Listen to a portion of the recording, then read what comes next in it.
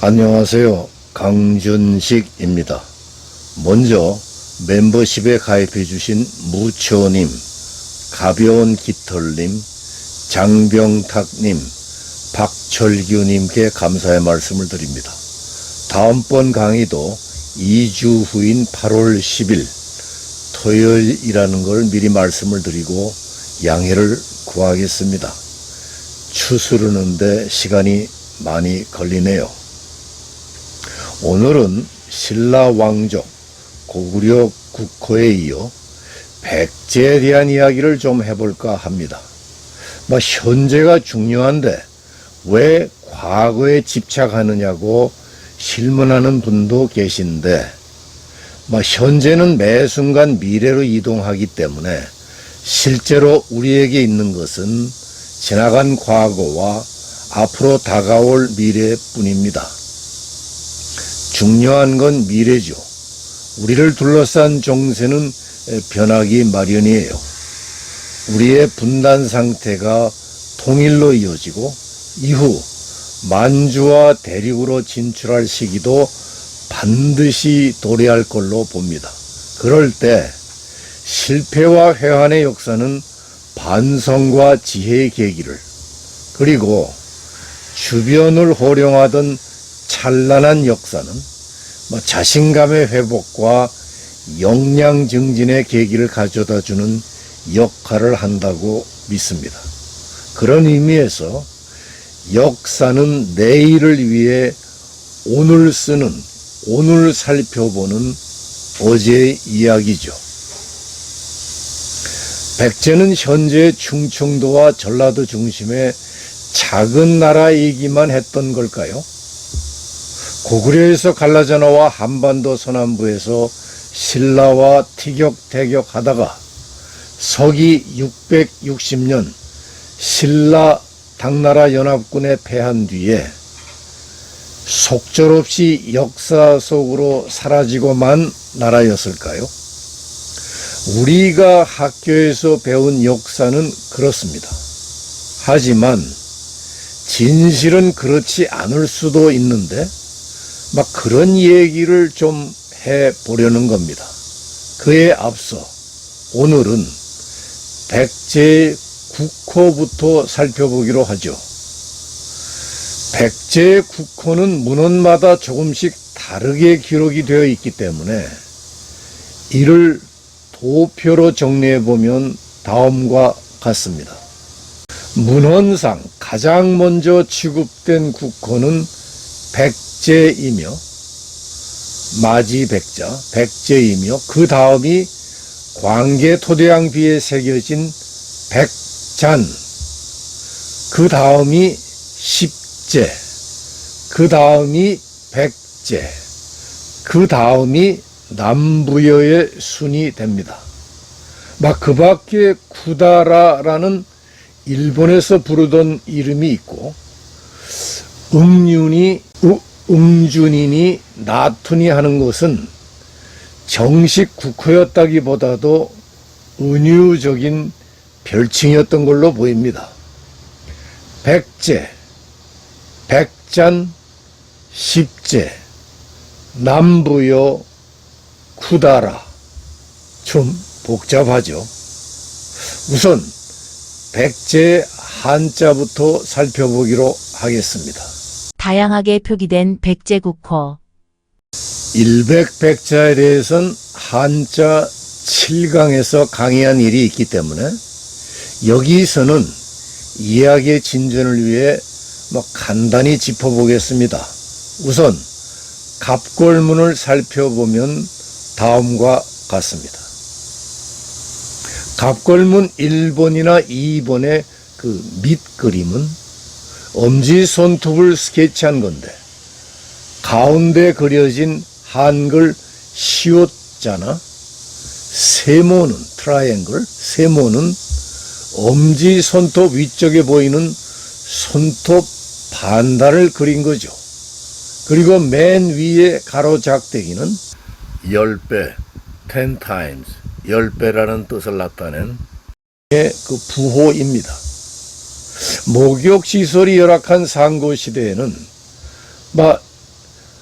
더러워진 손을 대충 닦아낼 때도 살이 아니라서 때가 잘 타지 않는 그 손톱만은 반들반들 시게 보일 때가 많았기 때문에 이를 흰 백자로 삼았다고 하는데, 엄지는 손가락을 꼽았다가 펼 때의 그 10번째 손가락이 되므로 이를 10텐의 뜻으로 삼고 그 10의 10배라는 뜻으로 위에 가로 작대기를 하나 그어 100을 표시한 거였다고 합니다. 갑골문 1번과 2번은 살펴보았으니까 세 번째 금문부터 보기로 하죠. 금문에 오면 엄지 손톱 안에 그 반달이 한글 스자 비슷하게 바뀌었고, 네 번째 소전에 오면 손톱 모양에 좀 멋을 부리는 바람에 그 백자 비슷해졌어요. 그리고 다섯 번째 해서에 와서 이를 더다듬은 백자로 정착을 합니다. 다음은 제자를 좀 살펴볼까요? 그 건널 제자의 갑골문은 없기 때문에 그 변이 붙지 않은 가지런할 제자를 대신 살펴보겠습니다. 가지런할 제자의 갑골문은 오른쪽 사진에 보이는 것처럼 곡물에 싹이 가지런히 자라나고 있는 모습을 스케치한 겁니다. 그런데 이 글자는 기원전 11세기경에 세워진 제나라를 지칭하는 글자로 사용이 되었어요. 백제의 제자는 바로 이 제나라 제자에 삼수변을 붙인 글자인데, 그 변천 과정을 보여드리면 다음과 같습니다. 갑골문은 없어요. 그래서 두 번째 금문을 보면 오른쪽은 곡물싹이 가지런히 자라는 모습을 스케치한 그림인데, 그 밑에다가 가로선을 하나 그어서 그 자라나는 곳이 토지라는 사실을 표시를 했어요. 그리고 금문 그 왼쪽은 흐르는 강물을 스케치한 그림이에요. 제나라 제자에 강을 표시한 삼수변을 붙이면 제나라의 강이라는 뜻이 됩니다. 실제로 제나라를 관통하는 황하, 하류를 고대엔 제 또는 제수라고 불렀어요. 이 제나라 강을 뜻하는 제자에 같은 배로 함께 건너간다는 뜻이 생겨난 건 후대의 일이죠. 세 번째 소조는 금문을 이어받았고, 네 번째 해서는 그 소전을 기초로 한 것이기는 한데, 그 윗부분이 뭘 뜻하는지 알 수 없게 그 변모해 버렸어요. 이상 백제의 한자를 살펴보았는데 국호에 대한 힌트 같은 건 발견되지를 않아요. 다만 수서에 처음에 백 가문이 바다를 건넌 까닭에 백제로 부르게 되었다 라는 기록이 있는데, 여기서 백가문이 바다를 건너가기 전 그 출발점이 제나라였다는 설이 있는데, 그렇게 상정할 경우에는 어떤 연관성을 엿볼 수도 있지만 전체적으로는 연결고리가 좀 약하죠. 더구나 삼국지나 후한서에 실린 백제 한자는 일백백자가 아니라 맛백자예요. 그럼 마지나 우두머리가 바다를 건넜기 때문에 백제라는 국호를 붙였나요? 또 광개토대왕비에 새겨진 백잔이나 그 삼국사기에 실린 십제는 어떻게 풀어야 하는 건지 막막해지죠. 거기다 일본에서는 백제를 쿠다라라고 부르기도 하고, 그런데 이 다양하게 표기된 백제 구호의 어원을 풀 수 있는 그 열쇠가 발견이 되었습니다. 예군묘지. 그거는 2011년 중국 그 서안에서 발견된 예군묘지입니다. 그림에 탁본에 보이는 그 묘지의 그 주인공은 예군이라는 이름의 백제인이었어요.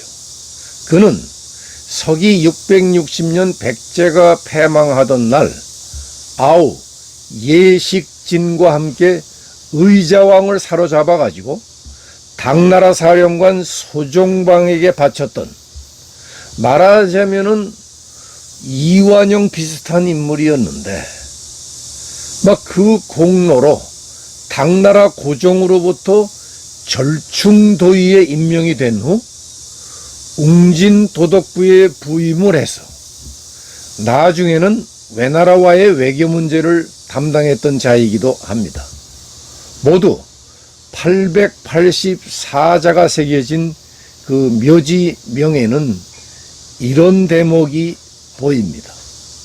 지난 현경 5년 광군이 본번을 평정하던 날 기회를 보고 변화를 인식하여 칼을 들고 귀국을 결심하였다. 성상께서 이를 칭찬하시고 영광스런 직위에 발탁하여 우무이 선천부 절충도의에 임명하셨다. 때에 일본에 살아남은 백성은 부상에 의지하여 죽임을 면했고, 통곡에 남겨진 백성들은 반도에 의지하여 굳게 버텼다. 이 글은 예군이 사망한 서기 678년의 시점에서 현경 5년, 곧 서기 660년 백제가 당군에 패망한 날로부터 18년간을 뭉뚱그려 회상한 문장이기 때문에 글 속의 시간은 반드시 연차적인 것이 아닌데, 문장의 넷째 줄을 좀 보실까요? 해당 부분을 옮긴 탁본 1번의 붉은 선안에 보이는 문장은 일본 여초 거부상 이포주, 곧 일본에 살아남은 백성은 부상에 의지하여 죽임을 면했다 라는 뜻인데, 탁본 2번을 보세요. 붉은 선안에 일본이라는 단어가 보이죠. 이 단어는 외나라가 아니라 백제를 가리킨다고 한 이가 있어요. 일본 사학자 도노 하루유키였는데요. 그는 묘지에 정식 국호를 사용한 곳은 한 군데도 없고, 해가 먼저 뜨는 곳이란 뜻의 부상, 바람골짜기란 뜻의 풍곡, 큰 복숭아란 뜻의 반도 등 각 지명을 은유적인 표현으로 일관하고 있기 때문에 묘지의 일본 또한 해의 근원, 해 뜨는 곳이란 뜻의 은유적 표현으로 사용된 단어라고 봐야 한다는 겁니다. 따는 외나라 국호가 일본으로 공식 선포된 기록은 이른바 대보율령이 나온 서기 701년인 것으로 알려져 있는데, 그에 비하면 예군묘지의 일본 표기는 그보다 23년이나 앞선 거죠. 도노 하루유키의 이 같은 학설이 나오자 한국과 중국 학계는 찬반 양론으로 나뉘어져서 의견이 분분했습니다. 나 자신은 어느 쪽이냐 하면은 일본 학자의 견해에 동조하는 쪽입니다. 왜? 탁본 A에 보이는 일본 여초의 그 여초는 전쟁 같은 데서 살아남은 백성, 곧 망한 나라의 유민이란 뜻으로 사용되는 단어이기 때문입니다. 망한 나라가 어디였습니까? 백제죠. 그럼 백제 유민으로 보는 게 맞습니다. 한 걸음 더 나아가서 탁본 B에 일본에 살아남은 백성은 부상에 의지하여 죽임을 면했고 라는 문장에 보이는 탁본 C의 그 부상은 고대 문헌에서는 주로 그 일본을 가리키던 표현인데 앞에 일본 여초의 일본을 백제로 보지를 않는다고 하면 일본 유민은 일본의 의지에 죽음을 면했다라는 이상한 문장이 되고 마는 거죠. 그러니까 백제 유민이 일본의 의지에 죽임을 면했다라고 보는 게 맞습니다. 실제로 외나라에 건너간 백제 유민이 아주 많았어요. 문헌에 실린 공식 숫자만 3,000여 명이고 그 밖에 개별 단위로 건너간 유민은 수만 명이 넘었죠. 외나라 조정에서는 백제인이 살 땅과 집을 내주고 그들이 자리를 잡을 때까지 3년간 관식을 보급해 주기도 했습니다. 관에서 주는 음식이란 뜻이죠. 관식. 그냥 목숨을 부지했다는 정도가 아니었어요. 가령 망명한 백제의 귀족들은 금일의 그 법무장관, 문교장관에 해당하는 대보와 학식 두에 임명되는가 하면은 백제 장군들은 그 장문과 축자의 방어성 쌓는 일에 투입이 되거나 왜군의 주요 직책에 임명이 되고 드라그, 약을 취급하는 그 관직이나 오경 또는 음양도를 취급하는 그 관직에 발탁되며 달솔 등 백제인 50여 명에게도 이런저런 관직들이 부여가 되었습니다. 이게 다 일본의 정사인 일본 서기에 실려있는 내용들이에요. 따라서 예군 묘지의 백제 유민들의 부상의 의지에 죽임을 면했다는 것은 이런 그 실제 상황을 반영한 문장이었다고 봐야 합니다. 왜냐하면 그 묘지명의 그 예군은 전후 외교 협상을 위해 외나라에 파견되어서 그것 실정을 살펴보기도 했던 인물이었거든요. 그런데 외나라는 백제 유민을 왜 그렇게까지 우대했던 걸까요? 발잣과 발찌에 한마디로 외나라 지배계급이 백제에서 건너간 사람들이었기 때문입니다. 그래서 친정집인 백제를 구하기 위해 27,000명의 구원군을 1,000척의 배에 나누어 파견을 했던 거예요. 엄청난 국력을 쏟아부은 겁니다. 그러나 백제 부흥군의 본거지인 주류성이 함락되자 외나라 사람들이 이렇게 말했던 걸로 일본 서기에 기록이 되어 있습니다. 주유성이 떨어졌으니 어찌해볼 도리가 없구나. 백제의 이름은 오늘로써 끊어졌다. 조상의 묘소를 어찌 다시 가볼 수 있겠는가. 그들이 말한 내용을 보면은 조상의 묘가 백제에 있다는 얘기를 하고 있어요. 외나라 사람들이라고 했지만은 사실은 백제 사람들이었던 거죠. 그런데 중국 사설을 보면 이상한 구절이 발견이 됩니다. 즉, 구당서에는 누군가 말하기를 일본은 예전에 작은 나라였는데 외나라 땅을 병합했다고 한다. 라는 글이 실려 있고, 신당서에는 누군가 말하기를 일본은 작은 나라로서 외국에 병합되었다고 한다. 라는 글이 실려 있어요. 전자는 일본이 외나라를, 후자는 외나라가 일본을 병합한 걸로 되어 있기는 하지만 아무튼 여기 기록된 일본은 예군 묘지의 일본처럼 백제를 지칭한 말이었다고 생각이 됩니다. 주지하는 것처럼 백제가 패망한 것은 서기 660년인데 신당서에는 함영 원년 곧 서기 670년 외라는 이름을 싫어하여 국호를 고쳐 일본으로 했다. 라는 기사가 실려 있고, 삼국사기에는 문무왕 10년조 곧 서기 670년에 외나라가 국호를 일본으로 고쳤다. 라는 기사가 실려 있습니다.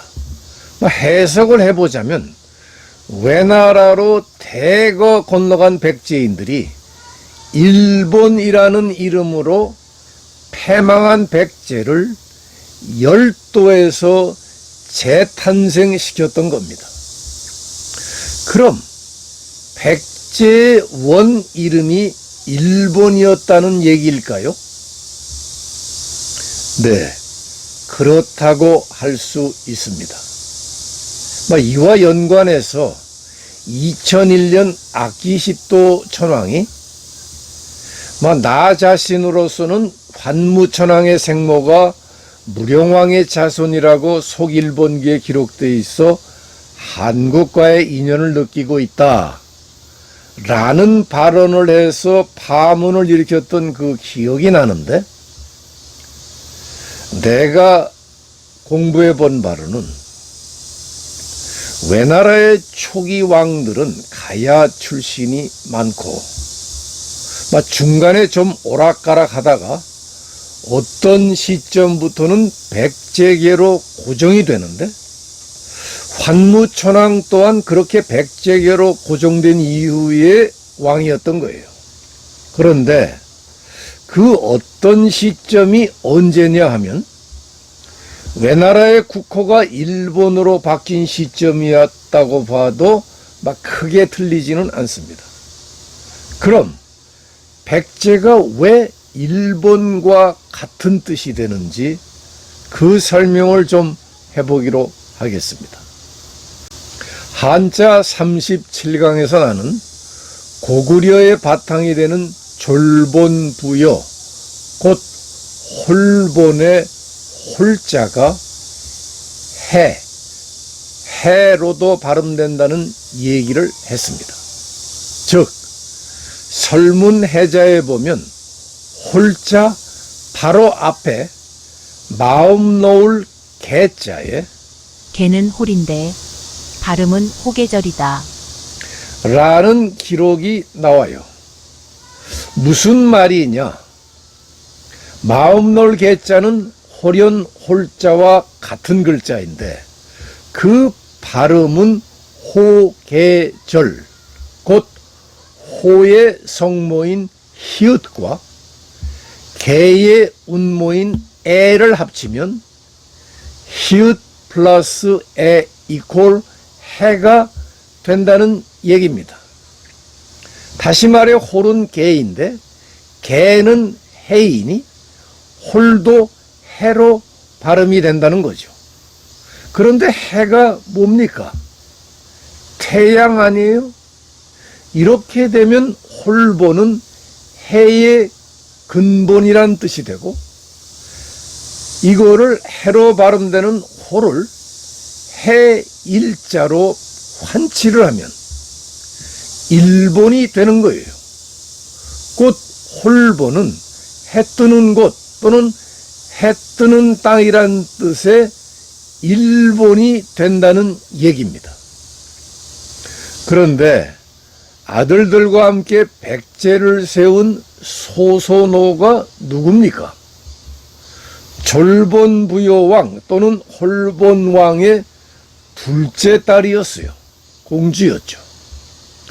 홀본왕의 사후에 홀본의 왕위를 이어받은 그 홀본왕의 사위 주몽이 고구려라는 국호를 선포하고 자기의 전처가 낳은 아들 그 유리에게 후계를 물려주려는 움직임을 보이자 그 주몽의 후치였던 소소노는 홀본, 다시 말해 일본이라는 국호를 가지고 다른 지역에 가서 나라를 세우게 되는데 그 나라가 바로 백제예요.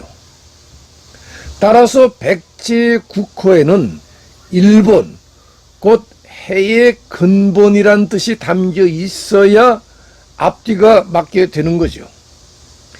예군 묘지에서도 백제 대신 일본이라는 호칭을 썼는데 일본이 해의 근본, 해 뜨는 곳이라면 백제는 어떻게 풀어야만 그런 뜻에 도달을 하게 되는 걸까요? 여러 가지 해석들이 나와 있고 다 그 나름의 논리 속에 그럴듯하게 들리기도 합니다. 그러나 나는 백제의 구호가 첫째, 예군 묘지에 보이는 일본과 같은 의미가 되어야 하고, 둘째, 역대 국호의 카테고리 안에 들어있어야 한다고 봅니다. 참고로 역대 국호를 소개하면 다음과 같습니다. 지난 강의들에서 간간히 언급했던 바와 같이 우리 결의 역대 국호는 아사다를 위시하여 조선, 한, 부여, 고구려, 고려, 발해 등에 이르기까지 모두 해 또는 태양과 관계된 이름이었던 걸 알 수 있습니다. 따라서 우리 결의 이론이었던 백제의 경우에도 그 뜻은 태양과 관계된 무엇이어야 한다는 그 원칙 하에 있었으리라고 봅니다. 이 같은 맥락에서 나는 여러 풀이들이 나와 있지만은 그 중에서도 양주동 선생의 광명성 설에 가장 마음이 기울더군요. 그에 따르면 백은 밝다는 박이고 제는 성을 뜻하는 옛말 잣을 음차했다는 거예요. 그런데 고대어 전문가인 도수이 교수에 따르면 백제의 옛 발음은 박지혜가 된다고 합니다. 한자를 이용해서 우리말을 표기하던 일종의 향찰이었다는 거죠. 백제, 박잣, 박지혜, 그리고 뜻은 광명성 또는 밝은 성. 쿠다라는 어디서 왔나? 그런데 잣을 뜻하는 그 성은 그 영어의 castle이라기보다도 city, 곧 고을에 가깝기 때문에 광명성의 백제는 밝은 성, 밝은 고을, 밝은 땅, 밝은 해가 비치는 나라로 그 확장이 되는데, 이거는 북한 학자 그 공명성의 그 박달설과도 통하는 해석이에요. 그에 따르면 그 백제는 박달, 밝달, 밝은 산 밝은 땅의 뜻이 되고 바로 이 박달로부터 배달민족의 배달이 나오게 되었다는 겁니다. 박달의 그 달은 응달 양달할 때의 그 달처럼 곳이나 장소를 뜻하는 말로서 이 개념을 넓히면 고을이나 나라가 되기 때문에 잣, 성, 고을, 나라의 뜻이 되는 제자와도 통하게 된다는 거죠.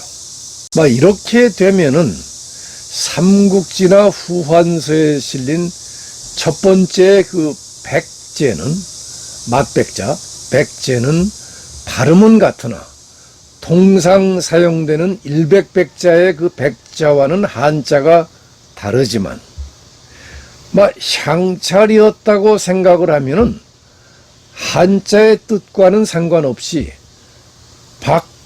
박자시나 박지혜가 될 수 있는 거고, 광개토대왕비에 새겨진 두 번째 그 백잔 또한 같은 맥락에서 박자시나 박지혜가 될 수 있는 거죠. 문제는 세 번째 그 십제인데, 삼국사기는 백제시조 온조가 10명의 신하로 보좌를 받았기 때문에 국호를 십제라 했고, 뒤에 많은 백성들이 따르자 백제로 고쳤다고 했어요. 이에 대해 한 연구자는 백제와 그 시조 온조는 같은 뜻이었다면서 백의 옛말이나 몽골어는 온이고 터키어로는 12온이기 때문에 십제의 경우는 터키계의 정권이고 백제는 몽골계 정권이었다는 식으로 해석을 하기도 했어요. 그럴는지도 모르지만은 내가 보기에는 그 수소에 실린 처음에 백 가문이 바다를 건넌 까닭에 백제로 부르게 되었다 라는 문장의 연장선상에 있는 해석이었다고 생각이 됩니다. 백제가 백가제해의 준말이라는 식의 해석은 고구려가 산 높고 물 맑다는 뜻의 산고수료에서 왔다거나, 신라가 덕을 쌓는 일이 날마다 새로워져 사방을 망라한다는 뜻의 덕업일신 망라사방에서 왔다거나, 조선이 아침 해가 선명하다는 뜻의 조일선명에서 왔다는 식의 한자 뜻풀이와 같은 맥락이 됩니다. 말하자면 십제도 그 비슷한 한자 뜻풀이 같은 해설이 아니었을까 생각이 된다는 거죠. 네 번째 백제는 앞에서 살펴보았으니까 다섯 번째 남부여를 보죠. 이 남부여는 백제가 한때 강대했던 전통을 이어받고 싶다는 차원에서 북부여, 동부여와 비슷하게 방향을 나타내는 수식어 남을 부여 앞에 붙인 것인데, 수식어 뒤에 그 부여는 벌판, 평야라는 설도 있지만 해모수 등 왕족의 성씨가 해였던 점을 감안한다면 해, 태양이라는 뜻이 더 유력하다고 생각이 됩니다. 자, 그 다음은 여섯 번째 쿠다라인데요. 이건 또 무슨 뜻일까요? 일본 역사서인 고사기나 일본서기에 실린 그 백제의 음독은 샤쿠사이가 맞지만은 대개는 쿠다라라는 라는 그 훈독으로 읽는데 이 발음은 대체 어디서 온 것이냐? 큰 나라가 변한 말이라는 해석이 주류를 이루고 있는 것 같아요. 곧 쿠는 큰이 변한 것이고 달아는 응달양달의 달처럼 곳이나 장소 또는 땅이나 나라를 뜻하는 그 달이 달아로 바뀐 거라는 해석이죠. 상당히 그럴듯하게 들리기는 하는데 실제 백제가 큰 나라였나요? 구당서에 일본은 예전에 작은 나라였는데 외나라 땅을 병합했다고 한다. 라는 문장에 보이는 일본, 곧 백제는 외나라보다 작은 나라였던 걸로 기록이 되어 있어요. 물론 담로를 감안할 때는 얘기가 달라지지만은 한반도 안의 백제 본토는 크지 않았다는 기록으로 볼 수가 있을 것 같습니다. 그러나 영토 개념이 아닌 이를테면 큰 집 작은 집 할 때처럼 백제를 외나라의 친정집 개념으로 큰 나라라고 불렀을 가능성은 있어요.